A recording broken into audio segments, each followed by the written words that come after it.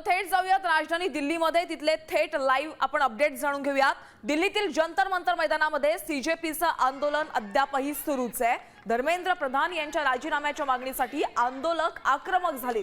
Cockroach जनता पार्टीचे संस्थापक अभिजीत दिपके हे जंतर मंतरवर ठिय्या मांडून आंदोलनाला बसलेले आहेत। अगदी देशभरातून हजारो विद्यार्थी या आंदोलनात सहभागी झालेले आहेत।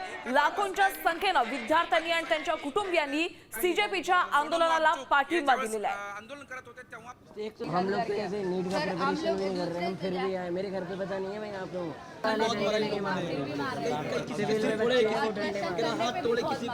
मैं भी बता रहा हमारा उद्देश्य राज्यातले तरुण वेगवेगळा संदेश येत आहेत। काहींच्या हातामध्ये फलक आहे, काही आपल्या कविता सांगतायत, काही जण स्लोगन सांगतायत आणि अशा पद्धतीनं हे वेगवेगळे तरुण इथे आपली जी भूमिका आहे ती सांगतायत। इथे एक हा होर्डिंग आहे, I support Sonam Wangchuk sir. इथं आवर वेपन्स पीस लॉजिक असं त्यांनी हे केलेलं आहे। अशाच पद्धतीनं वेगवेगळं आहे। इथं या तरुणाने कविता लिहिलेली आहे आणि ते थेट पंतप्रधान नरेंद्र मोदी यांना सांगण्याचा प्रयत्न तो करतोय। आपण त्याच्याकडे जाऊयात, इथून जाऊयात। कुठं कहाँ से आए? चंडीगढ़ से।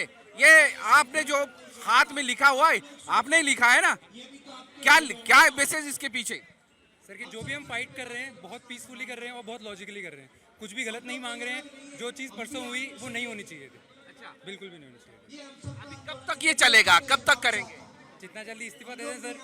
मला आत्ता इथं एवढा अभिमान वाटतंय की IPS होऊन वर्दीत राहण्यापेक्षा व्हॉलेंटियर होऊन गर्दीत राहणं खूप मला आता अभिमानाची गोष्ट वाटते। आणि म्हणूनच ही सगळी गर्दी इथे आहे, ही प्रचंड गर्दी आहे आणि ही गर्दी हळूहळू वाढत चाललेली आहे।